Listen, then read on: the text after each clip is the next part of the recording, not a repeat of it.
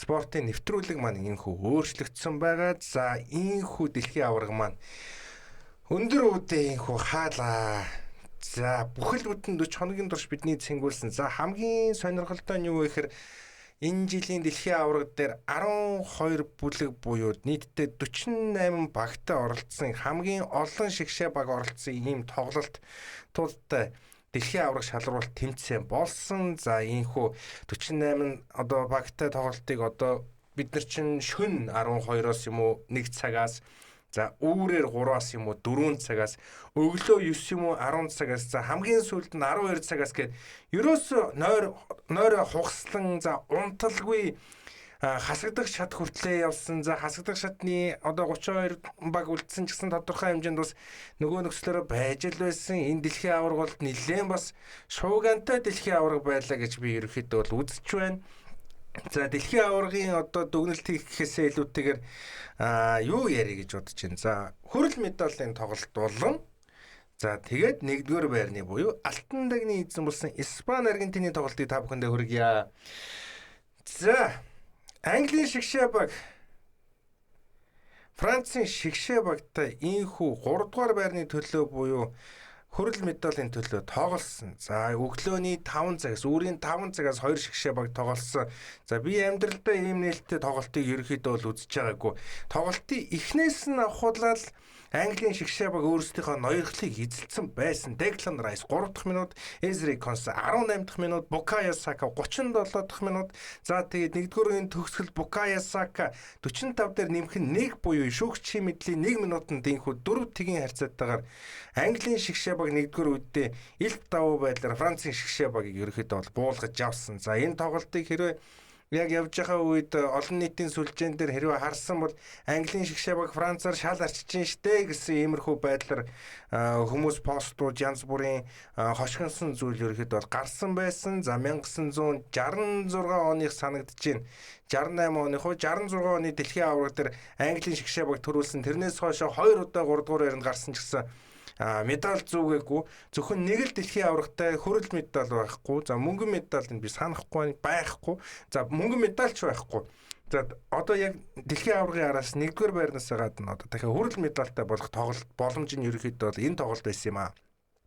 За тэгээд 4 тгийн харьцаатаагаар эхний үе өндөрлсөө Францын шигшээ багийн ерөөсөө тоглуулсангүй.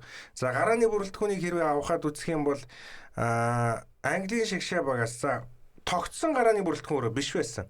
Тэр нь юу вэ гэхээр одоо Pickford гарсангүй, Dean Henderson гарсан байлаа. За Konsa Gehi Spence бол ойлгомжтой гарсан. За Everett Eze, Declan Rice хоёр гарсан. За өмнө нь бол Anderson гардаг байсан Eze-гийн байран дээр. За тэгээд Rodgers, Rashford, Saka, Ivan Toney гэсэн бүрэлдэхүүнтэй ерөнхийдөө 4-2-3-1-ийн харьцаатаагаар ингэж Английн шигшээ багийн гараа бол зарлагдсан. За тэгээд нэг сонирхолтой зүйл нь юу гэхээр Английн шигшээ багийн үед бол тоглолтын дундуур дор хаяжны 4-өөс 3-аас 4 тактик ер нь тоглолтын явц дундаа ингээ байран солигдоод явж ин гэсэн нэг ийм үзүүлэлттэй ерөөхдөө бол байна лээ.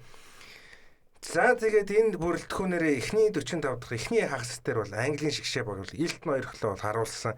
За уулын усны завсарлагаа гэж hydration break гэж бид нэг зүйлийг ярьж байгаа. Тэр нь юутай холбоотой вэ гэхээр хитрхи халуунд одоо тамирчдын одоо ус суух боломж за тэгээд нөгөө шингэн дутагдахаар хамгийн түрүүнд яг л нөгөө булчин татна, шөрмөс татна гэдэг асуудал ерөөхдөө бол байдаг. За иймэрхүү зүйлтэй холбоотойгоор за гэхдээ сүүлдээ бол энэ дэлхийн аварга дээр hydration break бол илүү тийм маркетинг, рекламны талаас бол ерөөхдөө бол ороод ирсэн байсан юм аа. Тэгэхээр энэ талаасаа ингээд дэлгэрэнгүй аваад үзэх юм бол яг хөө нэг талаараа энэ маркетинг, рекламны нөгөө талаараа бас нөгөөх нь тоглогчид бас нэг ус суух боломж нь гарч ирж байгаа ч гэсэн хамгийн гол нь бас нэг цаана ямар мессеж агуулга явж байна вэ гэхээр за энэ нь дасгалжуулагчтай уулзах буюу за тоглолтын эхний 45-ын араас дасгалжуулагч зөвхөн ховц солих хөрөөн дээр тоглогчтойгоо уулзаад за тэгээд дараагийн 45 минутанд яаж тоглох вэ гэдэг тактикийн зөвлөгөө өгдөг байсан бол за энэ hydration break дээр 22 дахь минутан дээр нь ер нь тоглолтын одоо нэгдүгээр хагасын дахиад нэг хагас энэ ерөнхийдөө баг нэг талаар ийм сагсны хэлбэртэй болоод хувирчиж байгаа. За тэгэхээр яг энэ үе дээр орж ирэхэд эхний үе дээр хэдийгээр одоо Францын шигшээ баг тийм боломж байсан гэсэн Didier Deschamps сүүлийнхээ дэлхийн аваргадаа инхүү одоо эхний одоо усны завсарлагаан дээр баг бүрэлдэхүүндээ бас тийм зөв зөвлөгөө өгч чадсан болов гүн болов гэд аваад үзвэл бас үгүй юм шиг байна. Яагаад гэхээр 37 болон 45 дээр Букая Сака дээр гол алдсан байна шүү дээ. Гэхдээ нэгдүгээр өндөрсөний дараа яг үндсэн 15 минутын завсарлага буюу яг нөгөө хувц солих хөрөөнд орсны дараа Францын шгшээ баг 2 дугаар үед орж ирэхдээ шал өөр Францын шгшээ баг ирэх уулж орж ирсэн юм аа. За тэр нь юутай холбоотой гэхээр Килиан Мбаппе 48 дахь минутанд эхний голыг за 4-1 харьцаатай болгосон. За Баркола 54 дахь минутанд 2 дахь голыг оруулж 4-2. За 66 дахь минутанд Килиан Мбаппе дахиж оруулсан.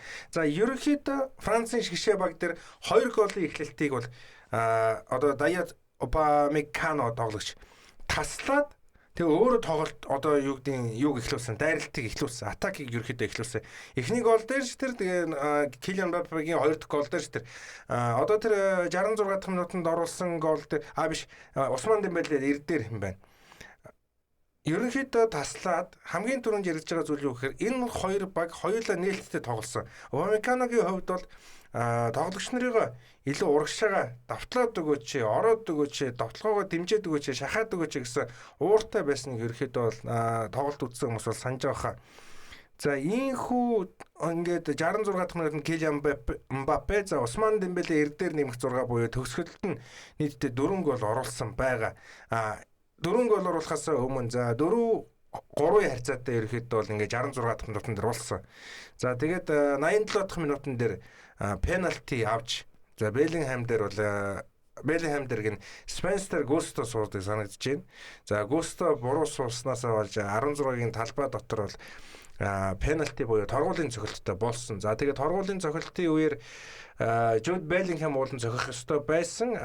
Гэхдээ Беллингхамын хувьд Сака төгсөн. За Букая Сака өмнө нь бол 37-45 дахь минутанд 2 гол оруулсан байсан болоод ч тэрөө одоо энэ торгуулийн цохилтыг оруулж чадах юм бол энэ тоглолтын дээр хет-трик хийсэн анхны одоо дэлхийн аврагт анх удаа хет-трик хийсэн тохиолдол ерөөхдөө болох байсан юм аа. За 87 дахь минутанд болсон одоо тэр торгуулийн цохилт дээр Букая Сака баруун доод булан руу бол яг шигтгэж зогснороо 3 дахь голыг оруулж за өөрийнхөө хет-трик Английн шгшээ багийн өмнө ялангуяа дэлхийн аврагт бол хет-трик толилуулсан ийм зүйл ерөөхдөө бол болсон. За ингээд 5-3-ийн харьцаатай болсон. За 5-3-ийн харьцаатай байхад Францын шгшээ баг бол ерөөхдөө бол довтлогоогоо бол бууруулаагүй. Английн шгшээ баг ч гэсэн одоо хэрвээ бид нар санаж байгаа бол Испаний шгшээ багийн хувьд бол довтлогоогоо ээжээд бусд үедээ хамгаалахтаа бөмбөггүй ингээ хамгаална гэхээс илүүтэйгээр нөгөө бага шахаж одоо юу гэдэг бөмбөгтэй огтны шахаж очиж бөмбөгийн тасалж хамгаалтын одоо юу гэдэг довтлогоо бол зөв хамгаалалт юм а гэсэн маягаар ерөөд бол тоглолдог байсан. За Английн шгшээ баг хэрвээ яг энэ тоглолтоо Аргентин дээр гаргасан бол арай өөр өнцөг гарч ирэх байсан болов уу гэж би ерөөд харж байна. За эрдээр нэмэх 6 дээр Усман Дембеле голдож 5-4 харьцаатай болсон. За эн чинь одоо юу болж байна гэдэг байдлаар нэмэлт цаг руу орох үедээ гэсэн өнцгөр харагдчихсэн боловч Жуд Беллингхам эцсийн цэгийг эрдээр нэмэх 8 буюу шүүгчийн мэдлийн 8 дахь минутанд гол оруулснаар 6-4-ийн харьцаатай Английн шгшээ баг Францын шгшээ багийг 3 дугаар байрны төлөв тоглолтын дээр инхүү буулгаж авлаа. За ийм олон голтой тоглолтыг бол би бол санахгүй байна. За энэ бол бас энэ дэлхийн аваргын маш том содон чимэг байлаа. Энэ дэлхийн аварга ерөөхдөө сайн зүйл санагдсан уу гэхээс биш санагдах зүйл нь бага байсан болохоос ихэвчлэн шүүмтэй муу зүйл ерөөхдөө маш их яригдсан. Шүүгчийн хувьд ч асуудалтай байна гэж байна. За Португал Хорватын тоглолтын дээр Хорватын тоглогч хүрээгүй гэтэл Чипн бол хүрсэн гэж юм орж ирсэн. За Англи Норвегийн тоглолтын дээр бөмбөг бол ерөөхдөө стадионоос дэше гарсан ч гэсэн одоо 3 дахь би хүрсэн бол бөмбөгийн яг тоглолтын эхний цэгээс одоо яг тэр цэгээс эхлүүлнэ гэсэн боловч кабелд хүрсэн гээл одоо тэр яригдж байгаа зүйл ерөөхдөө ингээл орж ирсэн. За тэгээд Аргентин, Египтийн тоглолт, Аргентин, Австрийн тоглолт. Ягаад ч юм энэ Аргентинтэй холбоотой асуудал ингээ үргэлжлээдсэн. За Аргентины фанатууд байвал намайг уучлаарай. Энэ жил бол яалтчгүй Инфантиног бол баг нэг өсөндөө Мессигийн эцэг шиг нэг юм пост мемнүүд их явж исэн. За энийг ингээд аваад үзвэл яг Аргентины талч хүүгээд байгаа юм болоо да гэсэн маягаар ингээд хүмүүс ялангуяа зөвхөн бид нар биш зүгээр хөл бөмбөг үздэг нийт одоо дэлхийн 8 тэрбум хүний одоо 6 тэрбум хөл бөмбөг дуртай гэдээ аваад үзэх юм бол ингээд тодорхой хэмжээний хөл бөмбөг ойлгодог ч юм уу эсвэл сонирхдаг үздэг энэ бол анх удаа үзэж байгаа спорт гэхээс илүүтэйгээр бас нэг хэд хэдэн удаа тодорхой хэмжээний хугацаанд үзсэн хүмүүс хүртэл Аргентинтай холбоотой асуудлыг бас ингээл сөхчл байгаа юм л та. За яг уу Аргентин бол финалтын үед бол финалцсан. Гэхдээ энэ дэлхийн аварга дээр ерөөхдөө ийм асуудал жишээлбэл иймэрхүү асуудлууд бол зөндөө байсан.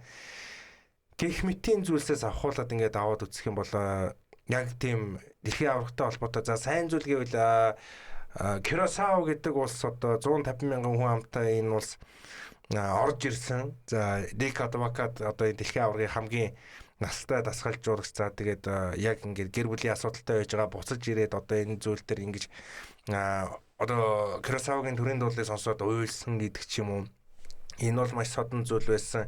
За Капо Верде гэдэг бас улсын шигшээ багийн хувьд бол энэ жилийн бас нэлээд содон онцгой чимгэн байхын хувьд бол байсан. За Возиния гэдэг одоо 40-тэй хаалгачаас авахуулаад бас дэлхийн хайр үндэслэлийг бас хүлээн авч. За Возиния бол томоохон клубүүдэд тоглож исэн бол хаалгач өөрөө биш. Гэхдээ энэ дэлхийн аварга дээр гарч ирснийхаа дараа саяхан Реал Бетис руу явцсан санагдчихэв. Гэх мэт ингээд асуудлаар ингээд аваад үзэх юм бол бас тодорхой хэмжээний сайн зүйлүүд бол байгаа. Гэхдээ хамгийн гоё тоглолт гэж одоо ярих юм бол за миний хувьд бол энэ Английн шигшээ, Францын шигшээ за араас нь яг фанатикийн хувьд бол би Герман Кюрасаогаа хэлнэ. Тэгээд Испани Капо Вердегийн тоглолт үнэхээр гоё тоглолт болсон юм аа. За яг тэгчсэн 3 дугаар арны төлөв тоглолтын талаар та бүхэндээ ярьж байна. За Declan Rice 2026 оны дэлхийн аварга шалралтын дараа Английн шигшээг сүүлийн олон жилийн хамгийн шилдэг баг хэмээн үнэлсэн. За Английн хагас шигшээд Аргентинд 1-2-оор хожигдож дараа нь Францыг 6-4-ийн харьцаатайгаар хожин хүрэл медаль хүртсэн. За Rice-ийн үзэж байгаагаар бол энэ амжилтанд Английн шигшээ багийн өсөлтийг ерөөхдөө бол харуулж байна гэж. За үүнээс гадна одоо өөрийнхөө улсыг одоо юу гэдгийг дасгалжуулахгүйгээр одоо гадны одоо дасгалжуулагчтайгаар ингээд медаль авсан бас цөөн хэдэн тохиолдлын нэг нь одоо энэ болж байна. За 18 онд Роберто Мартинес за миний муулаад байдаг ч гэсэн Роберто Мартинес Бельгийн шигшээ багтаа 3 дугаар харинд орж исэн. Гэхдээ тэр Бельгийн шигшээ баг бол хүрэл медаль авах ш алтан медаль авах буюу алтан тагныг гэрлүүг авч явах шигшээ баг байсан юм аа. За тэрийг ингээ өнгөрөөе. За энэ бол маш одоо Rice хэлсэн үг. Энэ бол маш удаан хугацааны дараах Английн хамгийн шилдэг баг. Үүнийг хинч биднээс булааж чадахгүй. Гэхдээ Rice Англиг зорилго зөвхөн шүгийн 8 хагас шигшээд хүрэх биш гэдгийг бас онцолсон байна. За хэдийгээр бид хагас шигшээд хожигдсноо үнэхээр харамсаж байгаач өөрсдөө бол бахархах болно. Гэтэ бид хагас шигшээ шүгийн 8-д хүрсэндээ бахархдаг тухай ярихаас ерөөхдөө бол залхаж байна. Эцэст нь бид Английн шигшээтэй хамт төрүүлэхийг хүсэж байгаамаа. За үүнээс гадна тэрээр хүрэл медалийг бодит амжилт гэж үнэлсэн ч Англи зорилготой маш ойртсон гэж үзэж байгаа. За бид зорилготой үнэхээр ойрхон байгаа, амжилттай ойрхон байгаа гэдэгт би үнэхээр итгэдэг. Бүхнийг жижиг зүйлс шийддэг юм аа. Хөл бөмбөг тэр тоглолтод бид яг ийм нарийн зүйлс торгуулийн талбай дахь тоглолтоос олж ирэхэд бол хожигдсон. За Английн хувьд бол 2026 оны дэлхийн аварга шалралт хамгийн том сургамж нь магадгүй. Гэхдээ тэд том багуудын түвшинд хүрсэн ч аварга болохын тулд тоглолтын шийдвэрлэх мөчүүдэд илүү хүйтэн, илүү алдаа багтаа байх шаардлагатай гэж үзэж байгаа. За яалчгүй Францын Аргентины шигшээ багтаа хийсэн 2-1-ээр хожигдсон тоглолтын дээр эхний голыг Английн шигшээ багийн хувьд бол 55 дахь минутанд Гордон оруулсан. За Гордоны хувьд бол энэ дэлхийн аварга бас өмнөх хөлрөл нэлээд сайн тоглосон Ньюкаслын бас Жордигийн тоглогчид за гарал үүслэр бол Английн шигшээ тоглож байгаасан Шотланд гаралтай тоглогч гэж би санаж байна. За тэрээр 55 дахь минутанд гол оруулсны дараа ерөнхийдөө Томас Тухлын хамгийн том алдаа бол аргашаагаа сууцсан. Хамгаалах гэж оролцсон. Гэхдээ хамгаалах гэж оролдохдоо Declan Rice-ийг авчихсан. Тэгээд хэдийгээр одоо тэр нөгөө одоо сүүлийн 20 жил бидний ярьж байгаагаар Лионел Месси дээр бол 2-3 хамгаалагч очдог одоо 2-3 хүн даатгадаг ийм зүйл байгаа ч гэсэн Лионел Мессигийн хувьд бол яг ялчгүй одоо шал өөр төвчний тоглож гэдгээ бид нар яаж харж яах вэ гэхээр кросс хаягдлын л одоо тэр юун дээр харчих хэрэгтэй байхгүй. Яг Англи шигшээ дээр тоглосон тоглолтыг харчих хэрэгтэй байхгүй. Ямар аюултай кросс хайд юм бэ. За тэгээд тэр кроссуудын эцэстэр бол Энцо яг 16-ын гаднаас бол зогсож байгаа. Хэрвээ Rice-ыг аваагүйсэн бол Rice Энцо дээр зогсох хэрэгтэй байсан юм аа. За энээс авахуулаад ерөөхдөө Томас Тухлын шийдвэр арай эртдсэн болж харахад байна. За Пирс Морган Английн шигшээ багийн 2026 оны дэлхийн аварга шалралтын үзүүлэлтийг өндрөөр үнэлж за багийг шөөмжилж буй хитэрсэн гэж үзэж байгаа. Англи хагас шигшээд 2-1-ээр хожигдсон ч Аргентин хожигдсон ч хөрөл медаль дээр бол Францыг буулгаад 66 оноос хойш дэлхийн аварга шалралтын хамгийн өндөр амжилттай инхүү үзүүлсэн байна.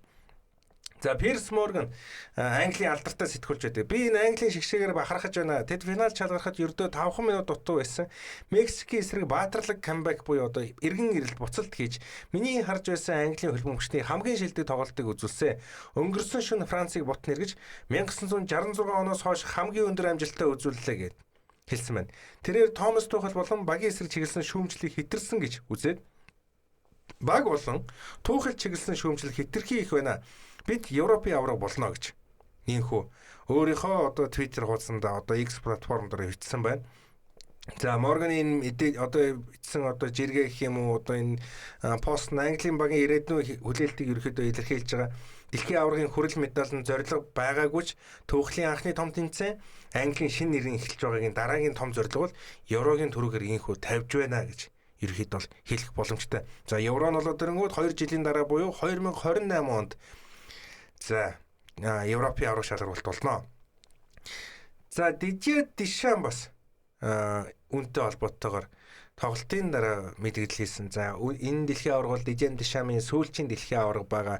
2014 онд шүгийн 8 дээр Германд одоо хожигдож. Гэхдээ тэр жилийн Герман бол сайн байсан. 2018 онд төрүүлж 22 онд мөнгөн медаль Аргентинд хожигдож мөнгөн медаль. За ийхүү 26 оны дэлхийн аврагт хүрэл медалийн төлөө тоглолтоо хийснээр за бас амжилтын хуваар за Европын аврагыг ингээ бас тооцоод орё л да. За 16 оны Европын авраг гэл ингээл 16-ыг нь 18 оных гээд 18 биш 21 эдэн оны Европын авраг үлээ 16 дээр чинь Португал ялдаг. Гэтэ финалцсан санагдаж байна. 21 онд 20 оных ч 21 оных ч одоо Итали болсон санагдаад байна л та. За яг энийг ингээд өнгөрөөч.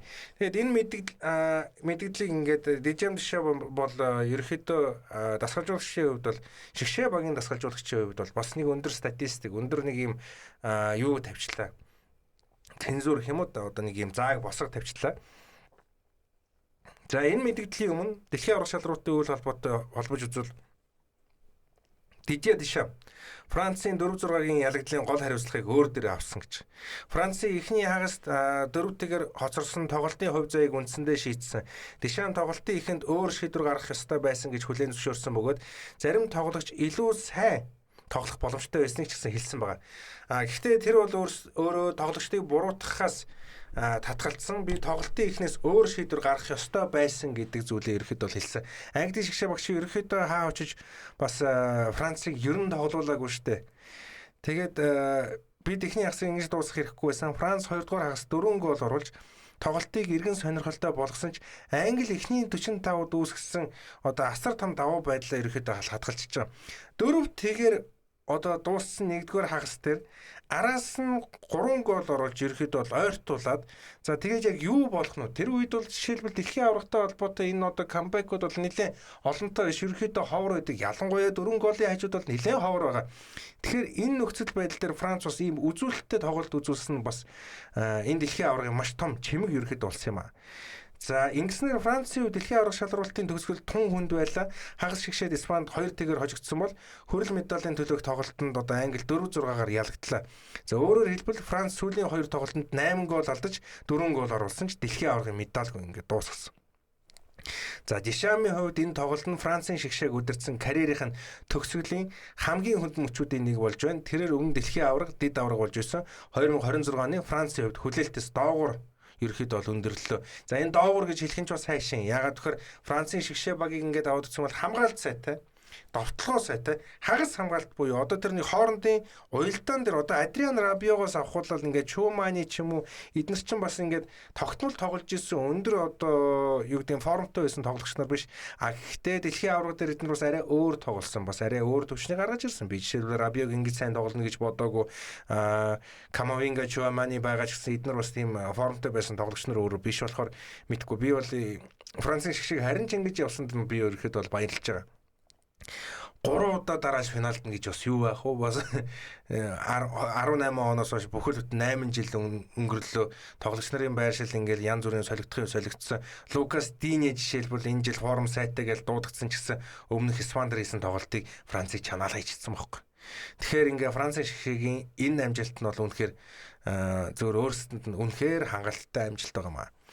За яадаг ч байсан 3 дугаар эртний төлөөх тоглолт инхүү болж өндөрлөө. За тэгээд статистикийг аваад үзэх юм бол 18 удаа 2 баг бие биенийхээ хаалга руу загсан. Оновчтой цохилт нь бол Францын үед бол 9, Английн үед бол 10, бөмбөг эзэмшилт бол Английн үед 55, Францын үед 45. За дамжуулалтууд нь хэлээж явах уу, оновчтойг нь хэлээж явах уу. Энэ ихтэй хамгийн гоё тоглолт гэж бас яагаад хэлж байгаа вэ гэхээр нээлттэй тоглолтоос гадна шар улаан карт байхгүй тоглолт байсан. Тэгэхээр тоглолтын дараа ч гэсэн бие биентэйгээ дайсгалсан зүйл юм баггүй. Жишээлбэл Harry Kane өөрийнхөө Бундеслиг тоглодог Bayern München-ийнхаа нэг тоглогч дээр очиод инээлтэл юм яриа зогссон байсан.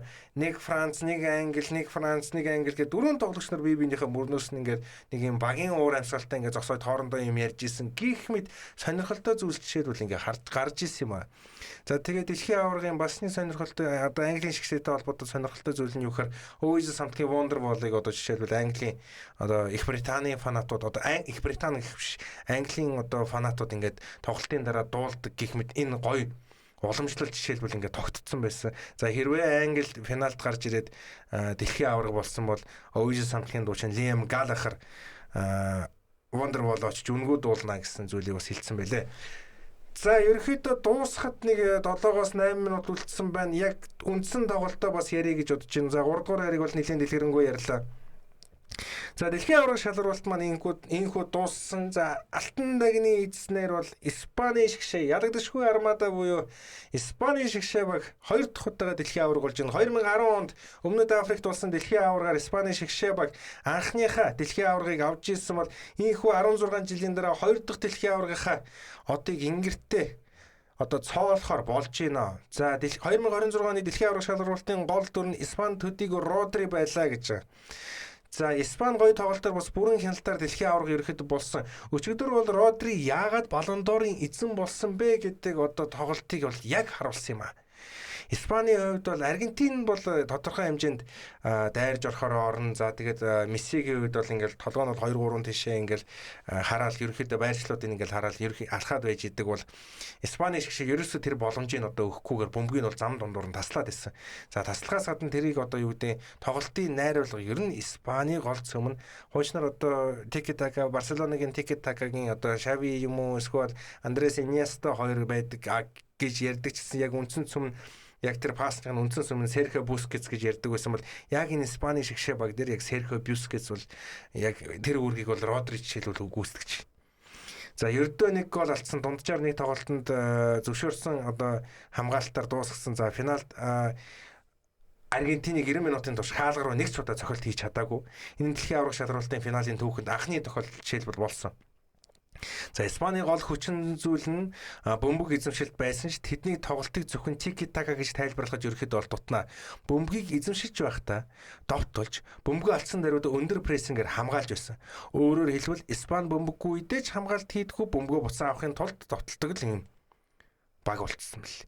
За тэгээд үүнээс гадна одоо багийн хувьд одоо жишээлбэл ерөнхийдөө бас залуу бүрэлдэхүүн. Тэгээд бөмбөгийг авах, за авсны дараа хоорондоо дамжуулах, тэгээд тэр нөгөө харахгүй дамжуулах гэх мэт одоо нарийн ширийн одоо техник шаардсан зүйл үү эсвэл үнэхээр тийм зөрөгтэй тоглосноо гэдгийг бас яг тэр тоглогчийн хувьд одоо сайн мэдэхгүй ч гэсэн ер нь бас Испани шгшээ баг бол чанга байна лээ. Дараа чи Европын аварга дээр бол үзэн дэлхийн аварга дээр ч гэсэн бас сайн үзэхээр ийм бүрэлдэхүүн үүссэн байгаа. За финалд Испани 65.1% бөмбөг эзэмшилттэй байсан. Энсо Фернандес талбайгаас хөөгдөхөөс өмнө энэ үзүүлэлт 65.9% байсан. За тиймээс Аргентины тоглогчийн улаан карт тоглолтын үндсэн дүр зургийг бас өөрчилсөн гэхэд бас хэцүү. Родригийн хувьд бол Испани системийн гол хөдөлгөөр байна. Родригийн тоглолт Испани амжилтын гол үндэс. Финалийн хувьд бол тэрээр 106 дамжуулалт 101-ийг нь оновчтой гүйцэтгэсэн. 16 удаа бөмбөгийг довтлооны 3 дахь бүсэлд хүргэсэн, 4 удаа бөмбөг таслалт хийсэн, 10 тулааны 8-д нь ялсан. Испани тоглолтоос хамгийн олон буюу 3 удаа алдаа авсан. Родри зөвхөн хамгаалтын хагас хамгаалагч биш маа. Тэр тоглолтын хэмнэлийг удирдах, за довтлогоог эхлүүлж, өрсөлдөгчийн сөрөг довтлогоог эхлэхээс өмнө нь ерөөхдөө л ийхүү тасалж байсан. За тэрээр өмнө дэлхийн аварга шалралтын одоо тэрээр дэлхийн аваргын шалралт байна, аврагуудын лиг байна, алтан бөмбөг, евро за хүрсэн бол одоо дэлхийн аваргын ийхүү болсон. За өмнө нь бол аврагуудын лиг, евро, Английн премьер лиг, алтан бөмбөг, одоо дэрэн дээр нэмдэг нь дэлхийн аварга шалралт гэсэн одоо зүйл орж ирж байгаа байхгүй. Тэгэхээр дэлхийн авраг шалралт аврагуудын лиг алтан бөмбөг гэсэн 3 том амжилтыг хүртсэн түүхэнд 11 дахь тоглогч Испаний хувьд бол анхны ийм тоглогч болж байна. Испани өөр нэг давуу тал гэх юм бол сэлгээний тоглогчд. Луис де ла Фонтегийн одоо багийн бас нэг онцлог сэлгээний тоглогчтой байгаа. Португалийн эсрэг Микель Мерино сэлгээгээр орж эрдээр нэмэх 1 минутанд гол оруулсан. Бельгийн эсрэг талбайд орсноор 2 минутын дараа бол ерөөхдөө гол хийсэн. Финалч ерөөхдөө ялгаа байсангүй. Ника Уильямс сэлгээгээр за Ферран Торрес тоглолтын өмнөх дамжуулалтыг өгсөн. Харин Ферран Торрес 106 дахь минутанд Испани дэлхийн аваргын цорын ганц гоолыг оруулсан. Энэ нь Испани бүрэлдэхүүн гүн чанарыг харуулсан. Тэдний гарааны 11 тоглогч хүчтэй байсан төдийгүй сэлгээний бүрэлдэхүүн тоглолтын үед бас хувь заяаг өөрчлөх чадвартай гэдгийг харуулсан юм зүйл орж ирсэн. За Ламин Ямал бол рекорд тогтоосон ч финалд бол гол дүр нь бол биш байсан. 12 тоглолт дараалан гараанд гарч бүгдд нь ялалт байгуулсан ч түүхэн рекорд бол тогтоолоо. Родригийн хэлснээр түүн тоглолт бүр 10-аас 15 удаа алдаа гаргадаг бүгдийн шүүгчид бас бүртгэдэггүй байсан гэсэн юм зүйлийг ярьж байгаа. Гэхдээ Францын эсрэг Испанийг одоо Ямал данганц товтлогооны гол зэвсэг болоогүй маа. Харин Педри Поро, Кукурия зэрэг жигүүрийн хамгаалагч товтлогоонд идэвхтэй оролцож өрсөлдөгчийн хамгаалтыг бас олон чиглэлийн ихүү задлсан. Тэгэхээр Испаний гол давуу тал нь Ямал бөмбөг авбал аюултай өөрөө биш. Ямал бүх анхаарлаа төвлөрүүлсэн ч өөр нэг тоглогчоос жишээлбэл ингээд аюул занал хийлэн ингээд орж ирж идэг. Одоо Байна бас байж болж гин. За хоёр сабал бол нэг харагдаж шаллаагүй. За Ламин Ямал гэж бид нар яриад байгаа. За тэгэл одоо энэ ялангуяа жигүүрийн хамгаалагч нарын хийсэн гүйцэтгсэн одоо үүрэг. За яц 2 дугаар үе эхлээд бас удаагүй байхад хагас хамгаалалт бишээ хамгаалалтаас одоо буцаж байгаа одоо пассворд бол тодорхой хэмжээнд бас алдаатай бараг бөмбөгөө тавиад туунгаал алдсан нэг юм сонирхолтой зүйл жишээлбэл болж ирсэн. Гэхдээ энэ нь Испани тэр зайг бас бараг өгөөгүй маа. За Аргентин ер нь яагаад ялагдсан бэ гэхээр Лионел Скалони эхний бүрэлдэхүүнээр Испани бөмбөг эзэмшилтийг хязгаарлахыг оролцсон ч эхний хагасын төлөвлөгөө бүтлгүйцсэн. За Леандро Парадес бас маш одоо юу гэдэг асуудалтай гэх юм уу да нэг юм сэтгэл зүйн асуудалтай гэх юм уу жоохон тийм хатгуун ширүүн тоглогч. За тэрнийхээ үр дүн ч гэсэн шүүгчтэй хэрэлдэж байхдаа шар хуудсыг авсан. За тэрний араас бас шал хэрэггүй илүү хөдөлгөөнийг хийж ер нь Аргентины шигшээ багтай холбоотой үнэхээр Аргентиныг дэмждэггүй юм бол Аргентины шигшээ багтай холбоотой нөхцөл байдал дээр жоохон бохир тоглолтыг жишээлбэл үзүүлсэн байх гэж би ерөөхдөө бол бодож байгаа. За тэр Парадисын ялангуяа тэр зүйл байна. Тэр улаан хуудас авдаг тэр хэсэг байна. Яагаад ерөөхдөө нэг иймэрхүү одоо юу гэдэг хөл бөмбөг гэдэг зүйл чинь нэг юм нэгтгэдэг спорт болооч тэр нэг юм Аргентинтэй холбоотой асуудал дээр бас энэ одоо жишээлбэл Кукурия болон Лионел Мессигийн хоорондох бас юм контакт үүссэн. За өмнө нь ч гэсэн Английн шигшээ багийн эсрэг хийсэн тоглолтын дээр 2-1-ээр хожсны дараа Жюл Беллингхэмиг бол Испанаар ярьдаг гэж бодоогүй л байх л та. Хажууд нь очичвол муусан юунуудыг хоччлоо ухааны зүйлийг ингээ ярьсан чинь Беллингхэм уурандаа очиод дагстаж л байлээ. Иймэрхүү зүйлийг аваад үзэх юм бол Аргентины шигшээ баг ерөөхдөө бол яагаад бас нэг ийм сонин үйлдэлтэй байдсан болоо гэж энэ зүйлийг ярьж байна.